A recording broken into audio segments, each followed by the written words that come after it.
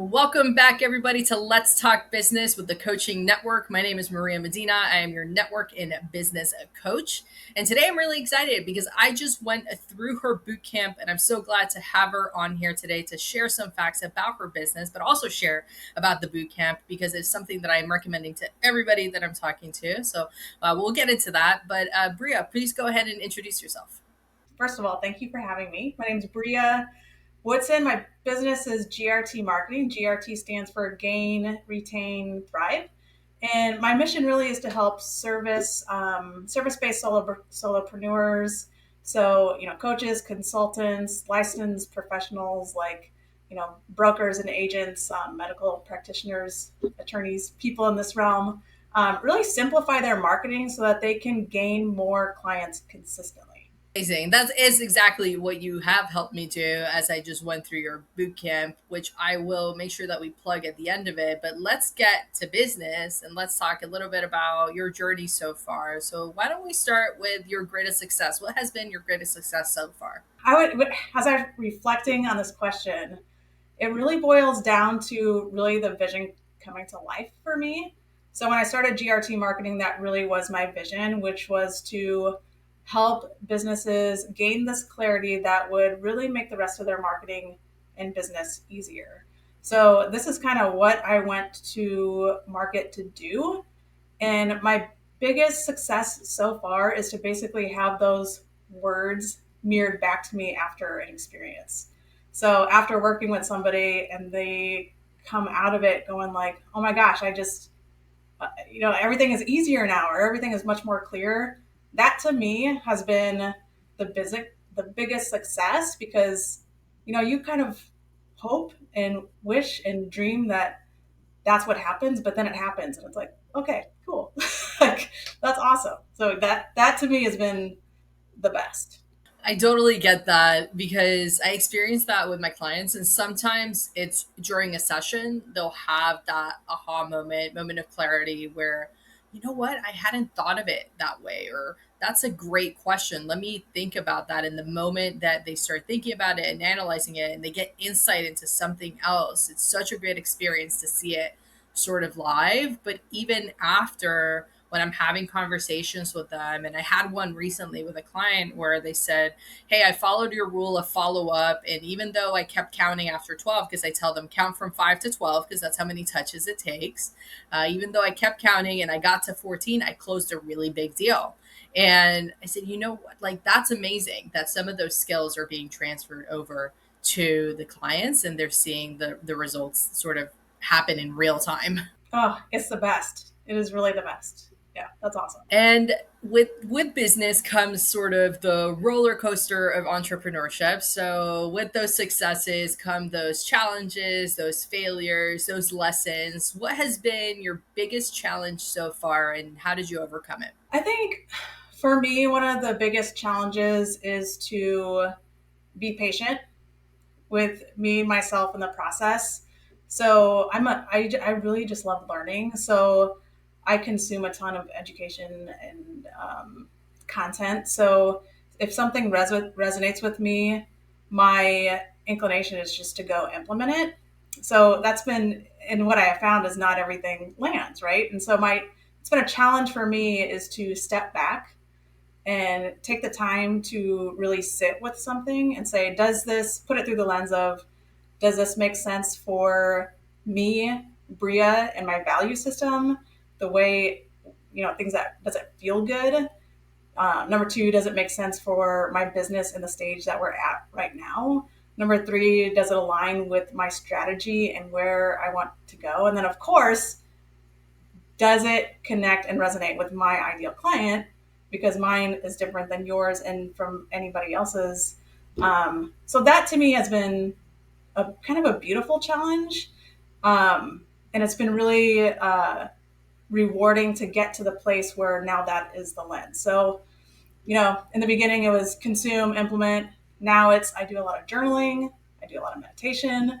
I just do a lot of more upfront strategy work that has been really helpful. I like that you share that because especially as we're starting our businesses, we're sort of just like throwing spaghetti at the wall and seeing what sticks, and then we pay attention. Okay, that one stuck, so let me try that one again, or then we do the analysis sort of after instead of we grab, we consume, and then we sit with ourselves, we strategize, we figure out what's going to be a good fit. What can I continue with long term? Because there might be things that we can do now, but they're not sustainable for the future. And can I replicate this? Is this going to resonate with my audience? Am I going to want to continue to keep doing this? Because some of the things that we do at the start of our business, we won't necessarily want to do later on. So I think that self reflection is really important. And I recently shared something on social media, which happened. It was something along the lines of, if you're lost, what you need is education. If you're educated, what you need is implementation.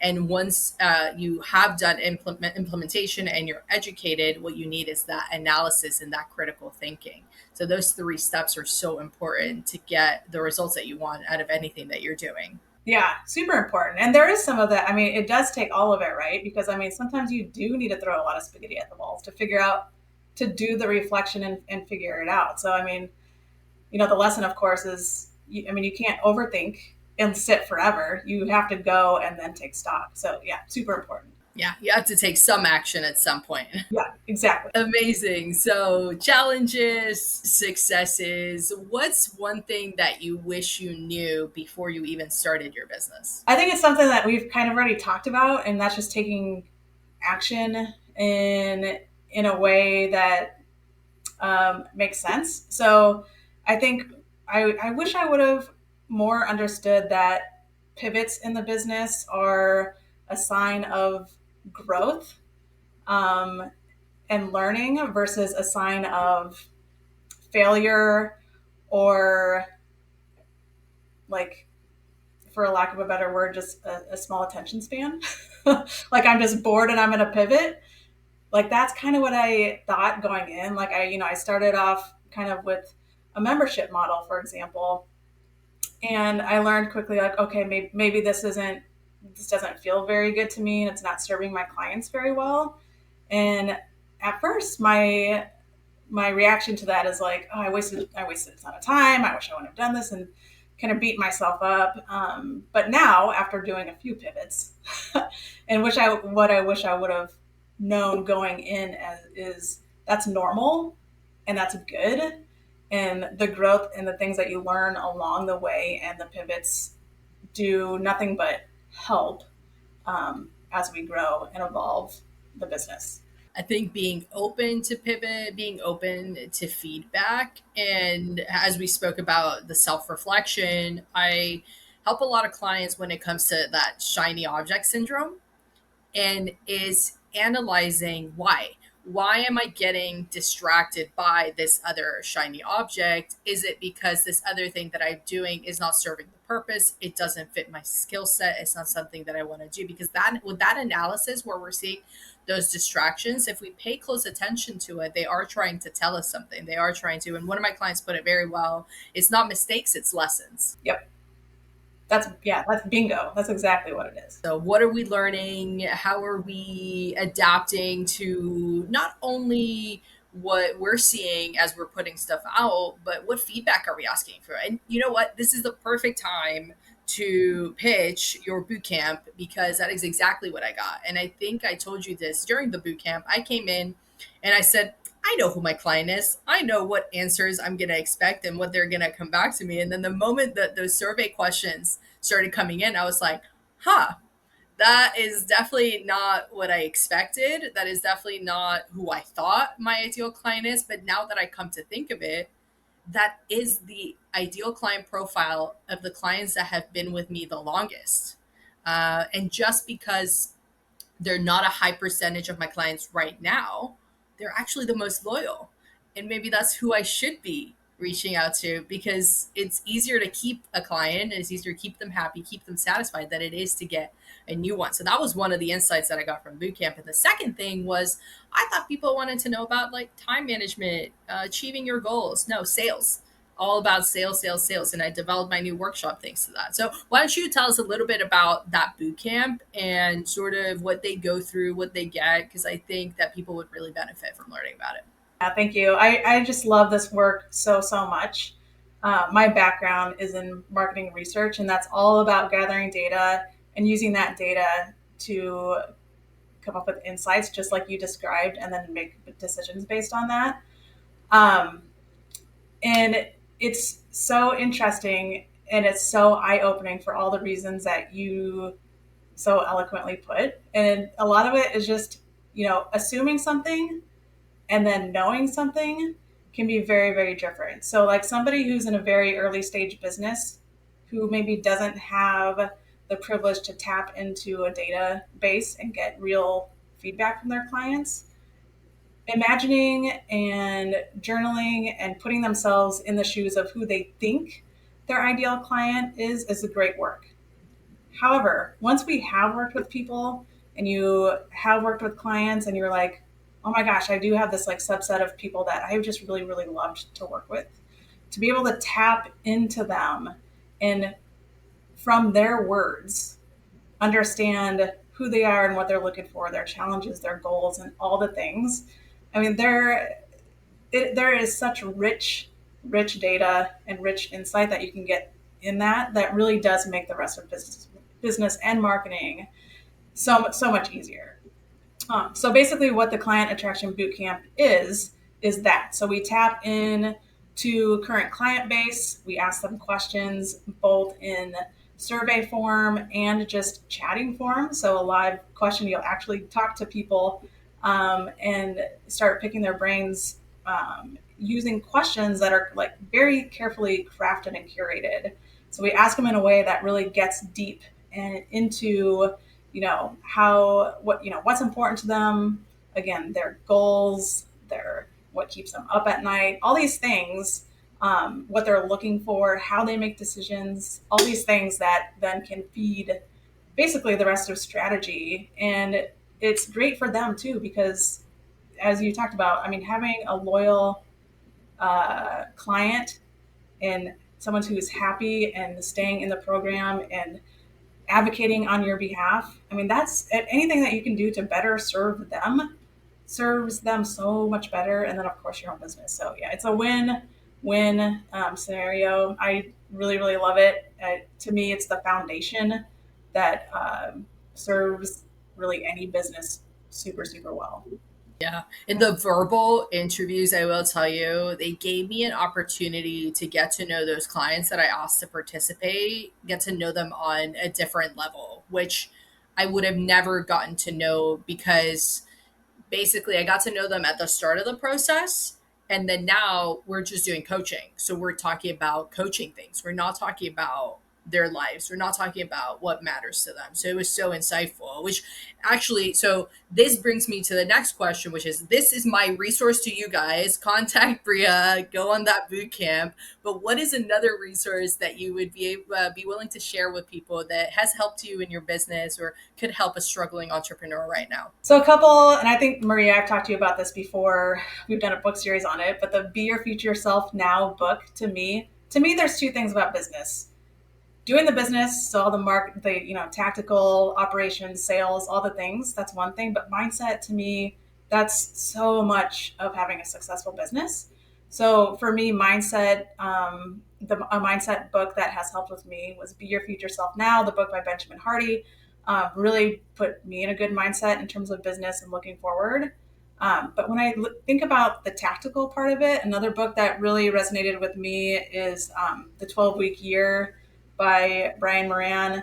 And, a lot of clients, I help clients do like bite-sized marketing. So people who want all the big marketing, all the ideas, social media, email marketing, SEO, all the things, but they just want to know like what to focus on and how to do it.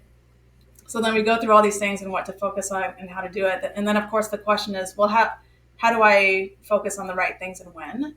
So that book to me has really helped because, a lot of times as a solopreneur, business owner, our schedule is really up to us. So if we don't have a way to keep it in check, and have a system behind it, it can just go bonkers. So that has really helped me stay on task and make sure I'm focusing on revenue generating tasks, spending my time on things that matter to the business, spending time on things that are goals of mine for the future versus just spending time on things to spend time on things, which is super easy to do if you don't have a process.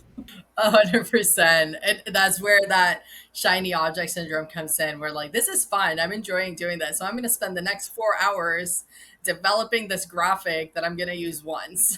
That's exactly right. There are so many rabbit holes and squirrels available to us.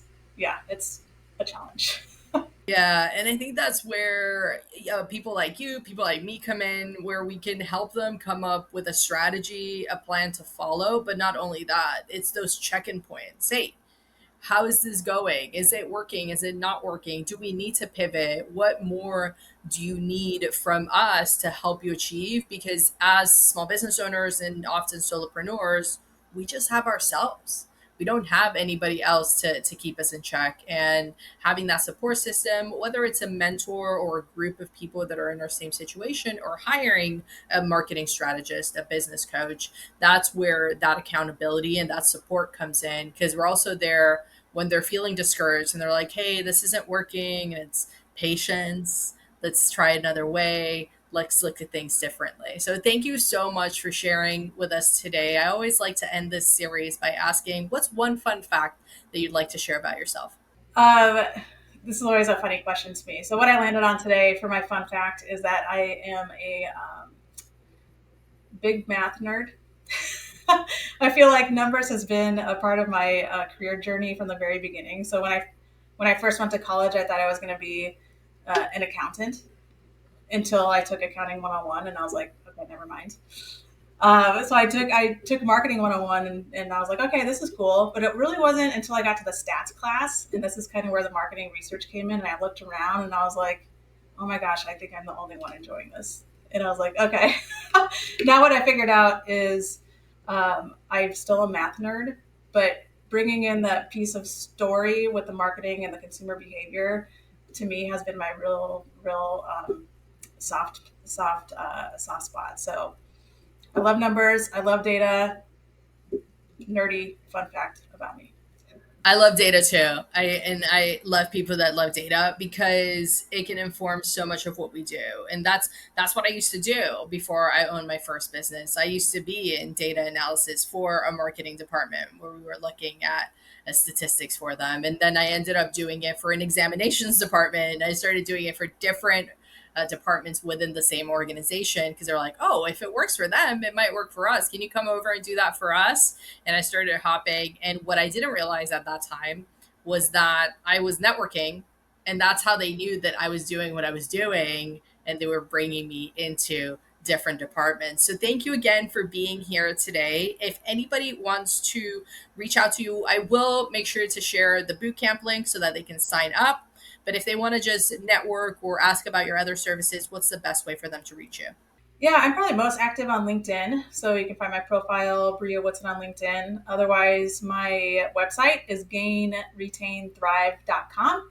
You can always contact me there. And yeah, I love getting emails and contacts. I love keeping in touch with people. So please reach out. Amazing. I'll make sure to share all of those links. You guys check out the bootcamp, connect with Brea, and if you have any questions at all, leave them in the chat or send us a message. Thank you again for being with us today.